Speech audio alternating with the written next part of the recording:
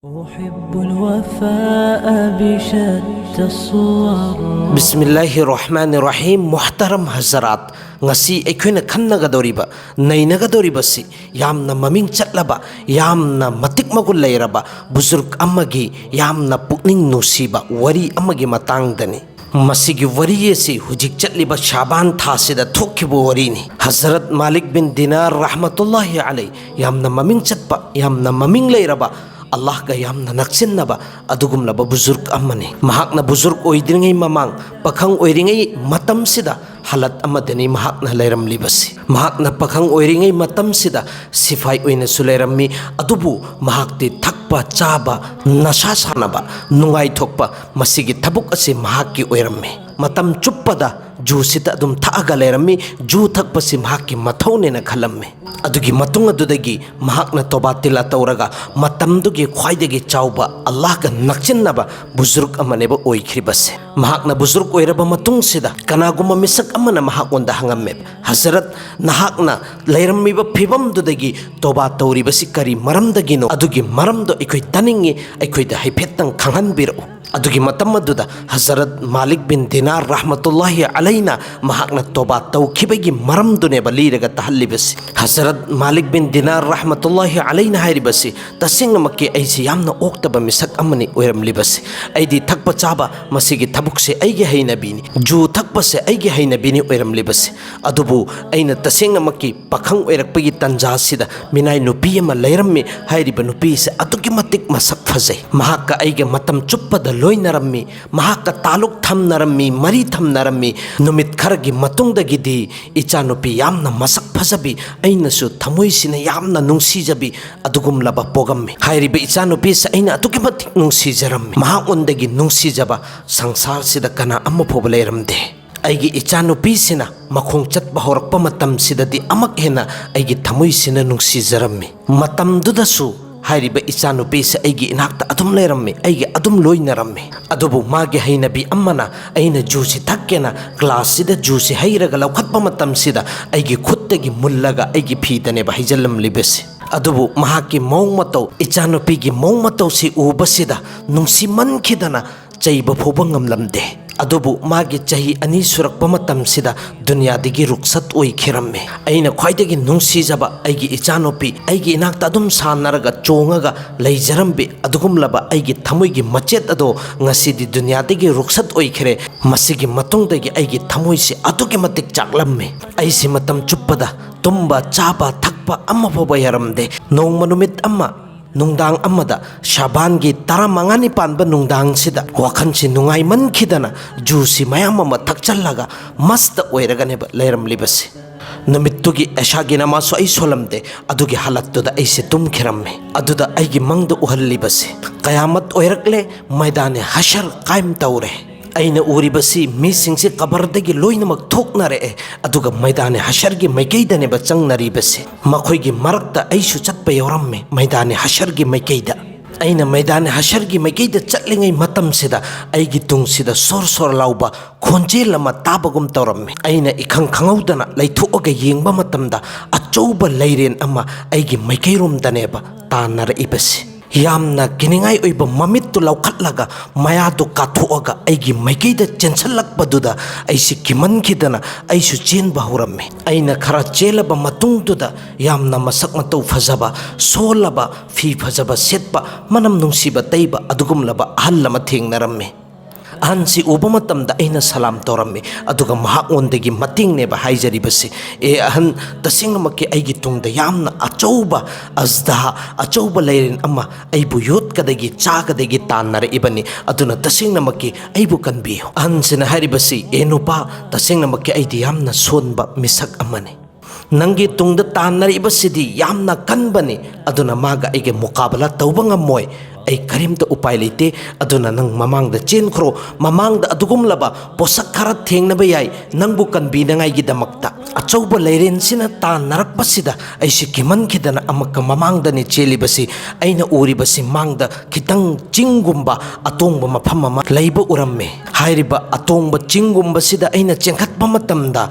नकनसिदा अदुगुमलबा जहन्नमनेबा aina uribasi adubu aisi kibasina henmangindana jahannamgi maikaidudane aina chenchallibasi jahannamgi yamna sathiraba maisina prok prok chaga leiriba maikaiduda aina chenchallaga jahannamgi sathigraba komsida tagadaba khitang khaktang ngairaba matamduda khonjel amaneba laibasi khonjel sida hairibasi e atugumlaba misak nang jahannam gi maikei de chenchal libado handorau nang si adugum laba jahannam da chatkadoriba jahannam da tagadoriba misak singdugi manung dagi natte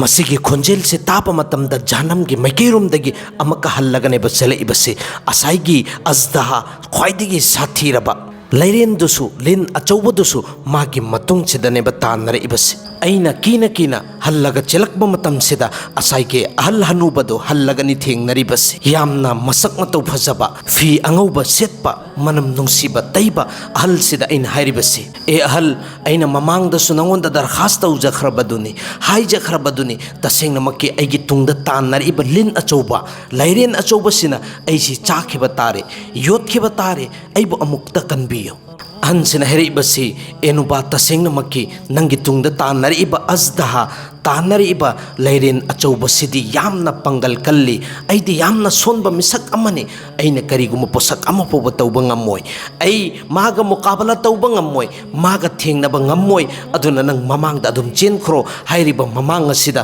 chingumba awangba ama leibani hairiba mafam sida musalman ge amanat khara thamlibani tasengna makki nangi su hairiba mafam duda amanat khara yoramba yai adugi zariadagi nangi thawai kanba yai hairiba mafam sida aina kina chenjan mamatamda raun taba awangba chingumbani aina uribasi hairiba mafam sida thongnau mayam amasu palammi hairiba thongnau singsida parda amomom su loinamak khalammi hairiba thongnau singsida sanagi humai ani yakut hairiba yamna tanglaba lunga sina tampha thillaga palammi amasung hairiba thongnau singsida moti sisu jom yan tharammi hairiba thongnau singsida resmi gi fi sina parda oiraga amomom loinamak khalammi asumna yamna phajaghraba hairiba chingumba awangba mafam sida mana chengkhalakba matam sida farista singna khonjil hauna lauraklammi hairiba thong asi loinamak hangdo parda dosu loinamak thangat khro nakhoi loinamak thoglo nakhoi gi marakta mahakki amanat kharasu yoramgani mahaksi hujik matam sida yamna awaba gi halattani leiribasi mahak ke awapasi kannangai gi damakta nakhoi loinamak thoglo farista gi khonjel si tapa matamda thong loinamak hangdo khirammi parda loinamak pusu thangat khirammi asumna purnima gi thajagumna fajaraba ningthiraba angang kaya su thoga khirammi adubu aidi ngamkhai leitana kirammi kari maramgino haiba matamda yamna sathi khraba yamna chaw khraba lillado aigi inaktane ba leiram libase angang singduna uba matamda khonjil hauna laurammi nakhoi araiba punnamak tholaku lillasi mahaki manakta yausilakle masigi khonjil si tapa matamda araiba angang punnamak salup loinamak chenthoraklammi tanjaduda inkhang khangaudana aigi khwaidagi nungsijabi chahi ani surabi aigi ichanupi leikhidraba mahak adusu thokpa urammi mahakna aisi uba matamda midudagi pirang sintharammi kaplammi adugane ba heribasi khuda ki qasam nahakti aigi ipani masi hairaga yamna thuna nurgi nosum amagi mathakta kakhat khirammi amasung magi oithangba makhut macha adu aigi maikai romda santo ammi aisu chenjallaga aigi ichanupi adubu kunchillamme aduga magi yetki makhut macha aduna lilladu tang thokhirammi lilladu khudakta hallaga chen khirammi lilladu chen khraba matungduda mahakna aisibu phajana pamanbire aduga masi aigi tampak sida phamlammi aduga magi makhuttuna aigi koi sida ne banalam libasi aduga ne ba hairibasi Quran ge ayat amane ba solaga ingunda tahallam libasi Quran ge artha duda hairibasi iman wala singi manungdagi gunahda tauduna gunahda luptuna leiriba mi singi damakta Allah gi maming taraga Allah gi zikrabu taraga makhoi gi thamoyadu nau thabegi matam adu yauraktribara masigi wahi si taba matamda aigi thamoy ase puba tangba ngamkhide mitludagi pirang sin tharamme ꯑꯩꯅ ꯏꯆꯥꯅꯨꯄꯤꯗ ꯍꯪꯈꯤ, ꯏꯕꯦꯝꯃ ꯏꯆꯥꯕꯨ ꯀꯨꯔꯥꯟ ꯁꯣꯟꯕ ꯍꯩꯕ꯭ꯔꯅꯦ? ꯑꯩꯒꯤ ꯏꯆꯥꯅꯨꯄꯤꯅ ꯌꯥꯝꯅ ꯅꯨꯡꯁꯤꯅ ꯈꯨꯝꯂꯛꯈꯤ, ꯇꯁꯦꯡꯅꯃꯛꯀꯤ ꯅꯈꯣꯏꯗꯒꯤ ꯍꯦꯟꯅ ꯑꯩꯈꯣꯏ ꯄꯨꯝꯅꯃꯛꯅ ꯀꯨꯔꯥꯟ ꯁꯣꯟꯕ ꯍꯩ꯫ ꯑꯩꯅ ꯑꯃꯛꯀ ꯏꯆꯥꯅꯨꯄꯤꯗ ꯍꯪꯈꯤ, ꯏꯕꯦꯝꯃ ꯑꯩꯉꯣꯟꯗ ꯑꯃꯈꯛꯇ ꯍꯥꯏꯕꯤꯔꯛꯎ, ꯑꯩꯒꯤ ꯇꯨꯡꯗ ꯇꯥꯟꯅꯔꯛꯏꯕ ꯂꯤꯜ ꯑꯆꯧꯕꯗꯨꯕꯨ ꯀꯔꯝꯕ ꯗꯁꯥꯅꯣ? ꯑꯩꯒꯤ ꯏꯆꯥꯅꯨꯄꯤꯅ ꯑꯩꯉꯣꯟꯗ ꯈꯨꯝꯂꯛꯈꯤ, ꯃꯗꯨ ꯕꯕꯥꯒꯤ ꯐꯠꯇꯕ ꯑꯃꯜꯁꯤꯡꯗꯨꯅꯤ꯫ ꯕꯕꯥꯅ ꯒꯨꯅꯥꯍ ꯇꯧꯔꯒ ꯃꯍꯥꯛꯄꯨ ꯑꯗꯨꯛꯀꯤ ꯃꯇꯤꯛ ꯄꯥꯡꯒꯜ ꯀꯟꯈꯠꯍꯟꯈꯤꯕ ꯃꯔꯝꯗꯒꯤ ꯃꯍꯥꯛꯅ ꯅꯍꯥꯛꯄꯨ ꯗꯣꯖꯛꯀꯤ ꯃꯥꯏꯀꯩꯗ ꯆꯤꯡꯊꯒꯦ ꯇꯧꯔꯝꯕꯅꯤ꯫ ꯑꯩꯅ ꯑꯃꯨꯛꯀ ꯍꯪꯈꯤ, ꯑꯉꯧꯕ ꯐꯤꯖꯣꯜ ꯁꯦꯠꯄ, ꯌꯥꯝꯅ ꯅꯤꯡꯊꯤꯖꯔꯕ, ꯌꯥꯝꯅ ꯐꯖꯔꯕ ꯑꯁꯣꯜꯕ ꯍꯅꯨꯕ ꯕꯨꯖꯨꯔꯒ ꯑꯗꯨ ꯀꯅꯥꯅꯣ? ꯑꯩꯒꯤ ꯏꯆꯥꯅꯨꯄꯤꯅ ꯈꯨꯝꯂꯛꯈꯤ, ꯃꯗꯨ ꯕꯕꯥꯒꯤ ꯑꯐꯕ ꯑꯃꯜꯁꯤꯡꯗꯨꯅꯤ꯫ ꯃꯍꯥꯛꯄꯨ ꯕꯕꯥꯅ ꯑꯗꯨꯒꯤ ꯑꯐꯕ ꯑꯃꯜꯁꯤꯡꯗꯨꯗꯤ ꯅꯍꯥꯛꯅ ꯁꯣꯜꯍꯜꯂꯒ ꯊꯝꯕꯒꯤ ꯃꯔꯝꯗꯒꯤ ꯂꯤꯜ ꯑꯗꯨꯕꯨ ꯀꯟꯕ ꯉꯝꯈꯤꯗꯕꯅꯤ꯫ ꯕꯕꯥꯒꯤ ꯑꯐꯕ ꯑꯃꯜ ꯑꯗꯨꯅ ꯂꯤꯜ ꯑꯗꯨꯕు ꯀꯟꯕ ꯉꯝꯗ꯭ꯔꯒꯁꯨ ꯂꯤꯜ ꯑꯗꯨꯗꯒꯤ ꯀꯟꯅꯉꯥꯏꯒꯤꯗꯃꯛꯇ ꯂꯝꯕꯤ ꯐꯥꯎꯕꯗꯤ ꯕꯕꯥꯗ ꯇꯥꯛꯄꯤꯔꯦ꯫ ꯑꯁꯨꯝꯅ ꯑꯩꯅ ꯑꯃꯛꯀ ꯍꯪꯈꯤ, ꯅꯈꯣꯏꯁꯤꯡꯁꯦ ꯑꯁꯨꯒꯨꯝꯂꯕ ꯆꯤꯡ ꯑꯁꯤꯗ ꯀꯔꯤ ꯇꯧꯔꯤꯕꯅꯣ? ꯑꯩꯒꯤ ꯏꯆꯥꯅꯨꯄꯤꯁꯤꯅ ꯈꯨꯝꯂꯛꯂꯤꯕꯁꯤ, ꯑꯩꯈꯣꯏꯗꯤ ꯑꯗꯨꯒꯨꯝꯂꯕ ꯃꯨꯁꯜꯃꯥꯟꯁꯤꯡꯁꯤꯒꯤ ꯑꯉꯥꯡꯁꯤꯡꯗꯨꯅꯤ, ꯃꯐꯝꯁꯤꯗ ꯑꯩꯈꯣꯏ ꯀꯌꯥꯃꯠ ꯐꯥꯎꯕ ꯅꯈꯣꯏ ꯉꯥꯏꯔꯒ ꯂꯩꯒꯗꯧꯔꯤꯕꯅꯤ꯫ ꯅꯈꯣꯏꯁꯤꯅ ꯗꯨꯅꯤꯌꯥꯗꯒꯤ ꯂꯥꯛꯑꯕ ꯃꯇꯨꯡꯗꯨꯗ ꯅꯈꯣꯏꯁꯦ ꯖꯟꯅꯠꯇ ꯆꯪꯅꯉꯥꯏꯒꯤꯗꯃꯛꯇ ꯑꯩꯈꯣꯏꯅ ꯁꯤꯐꯥꯔꯤꯁ ꯇꯧꯒꯗꯧꯔꯤꯕꯅꯤ꯫ ꯃꯁꯤ ꯍꯥꯏꯔꯕ ꯃꯇꯨꯡꯗꯒꯤꯗꯤ ꯑꯩ ꯈꯨꯗꯛꯇ ꯃꯤꯀꯞ ꯊꯣꯛꯂꯛꯈ꯭ꯔꯦ꯫ ꯑꯗꯨꯕꯨ ꯑꯩꯅ ꯃꯪꯗ ꯌꯥꯝꯅ ꯁꯥꯊꯤꯕ ꯂꯤꯜ ꯑꯗꯨ ꯎꯕꯒꯤ ꯃꯔꯝꯗꯒꯤ ꯑꯩꯉꯣꯟꯗ ꯑꯀꯤꯕ ꯑꯗꯨꯝ ꯄꯣꯛꯑꯒ ꯂꯩꯔꯝꯃꯤ꯫ ꯑꯩꯅ ꯈꯨꯗꯛꯇ ꯍꯧꯒꯠꯂꯒ ꯑꯜꯂꯥꯍꯒꯤ ꯃꯃꯥꯡꯗ ꯇꯣꯕꯥ ꯇꯧꯈꯤꯔꯝꯃꯤ꯫ ꯍꯥꯏꯔꯤꯕ ꯅꯨꯃꯤꯠ ꯑꯗꯨꯗꯒꯤ ꯑꯩꯒꯤ ꯐꯠꯇꯕ ꯒꯨꯅꯥ ꯄꯨꯝꯅꯃꯛ ꯑꯩꯅ ꯊꯥꯗꯣꯛꯈ꯭ꯔꯦ ꯑꯃꯁꯨꯡ ꯑꯩ ꯑꯜꯂꯥꯍꯒꯤ ꯃꯥꯏꯀꯩꯗ ꯑꯣꯟꯁꯤꯟꯈ꯭ꯔꯦ꯫ ꯃꯨꯍꯇꯔꯝ ꯗꯣꯁꯇꯣ, ꯇꯁꯦꯡꯅꯃꯛꯀꯤ ꯃꯁꯤꯒꯤ ꯋꯥꯔꯤꯁꯤꯗꯒꯤ ꯑꯩꯈꯣꯏ ꯁꯥꯕꯛ ꯍꯥꯁꯤꯜ ꯇꯧꯁꯤ, ꯑꯩꯈꯣꯏ ꯄꯔꯥ ꯂꯧꯊꯁꯤ꯫ ꯑꯩꯒꯤ ꯄꯨꯡ 24ꯒꯤ ꯄꯨꯟꯁꯤꯁꯤ ꯑꯩꯒꯤ ꯒꯨꯅꯥꯁꯤꯡꯁꯤꯅ ꯍꯦꯜꯍꯟꯈꯤꯕ ꯇꯥꯔꯒꯗꯤ, ꯍꯌꯦꯡ ꯑꯩꯒꯤ ꯅꯦꯀꯤꯁꯤꯅ ꯖꯟꯅꯠꯀꯤ ꯃꯥꯏꯀꯩꯗ ꯄꯨꯟꯁꯤꯟꯕ ꯉꯝꯗꯕ ꯇꯥꯔꯒꯗꯤ ꯑꯩ ꯖꯍꯟꯅꯝꯒꯤ ꯃꯥꯏꯀꯩꯗꯅꯦꯕ ꯆꯠꯈꯤꯗꯧꯔꯤꯕꯁꯤ꯫ ꯑꯗꯨꯅ ꯍꯧꯖꯤꯛ ꯑꯩꯈꯣꯏꯗ ꯄꯨꯟꯁꯤ ꯄꯤꯔꯤ, ꯑꯜꯂꯥꯍꯅ ꯃꯇꯝ ꯄꯤꯔꯤꯉꯩꯁꯤꯗ ꯑꯩꯅ ꯇꯧꯈꯤꯕ ꯒꯨꯅꯥ ꯄꯨꯝꯅꯃꯛꯇꯒꯤ ꯇꯣꯕꯥ ꯇꯤꯂꯥ ꯇꯧꯔꯒ ꯑꯜꯂꯥꯍꯒꯤ ꯃꯥꯏꯀꯩꯗ ꯔꯨꯖꯨ ꯇꯧꯅꯉꯥꯏꯒꯤ ꯍꯣꯠꯅꯁꯤ꯫ ꯑꯗꯨꯒ ꯑꯅꯤꯁꯨꯕ ꯑꯃꯅ, ꯑꯗꯨꯒꯨꯝꯂꯕ ꯃꯃꯥ ꯃꯄꯥ ꯑꯉꯥꯡ ꯑꯣꯏꯔꯤꯉꯩꯗꯒꯤ ꯍꯧꯅ ꯗꯨꯅꯤꯌꯥꯗꯒꯤ ꯔꯨꯈꯁꯠ ꯑꯣꯏꯈꯤꯕ ꯑꯩꯒꯤ ꯈ꯭ꯋꯥꯏꯗꯒꯤ ꯅꯨꯡꯁꯤꯖꯕꯤ ꯏꯆꯥꯅꯨꯄꯤ ꯑꯣꯏꯒꯦꯔꯥ, ꯑꯩꯒꯤ ꯏꯆꯥꯅꯨꯄꯥ ꯑꯣꯏꯒꯦꯔꯥ, ꯕꯥꯂꯤꯛ ꯐꯥꯗ꯭ꯔꯤꯉꯩ ꯑꯉꯥꯡ ꯑꯣꯏꯔꯤꯉꯩꯗ ꯗꯨꯅꯤꯌꯥꯗꯒꯤ ꯔꯨꯈꯁꯠ ꯑꯣꯏꯈꯤꯕ ꯄꯨꯝꯅꯃꯛ ꯑꯁꯤ ꯑꯗꯨꯒꯨꯝꯂꯕ ꯌꯥꯝꯅ ꯐꯈ꯭ꯔꯕ ꯃꯐꯝ ꯑꯗꯨꯗ ꯑꯜꯂꯥꯍ ꯇꯥꯂꯥꯅꯅꯦꯕ ꯊꯝꯕꯤꯒꯗꯧꯔꯤꯕꯁꯤ꯫ ꯑꯗꯨꯒ ꯑꯩꯈꯣꯏꯅ ꯗꯨꯅꯤꯌꯥꯗꯒꯤ ꯔꯨꯈꯁꯠ ꯑꯣꯏꯔꯕ ꯃꯇꯨꯡ,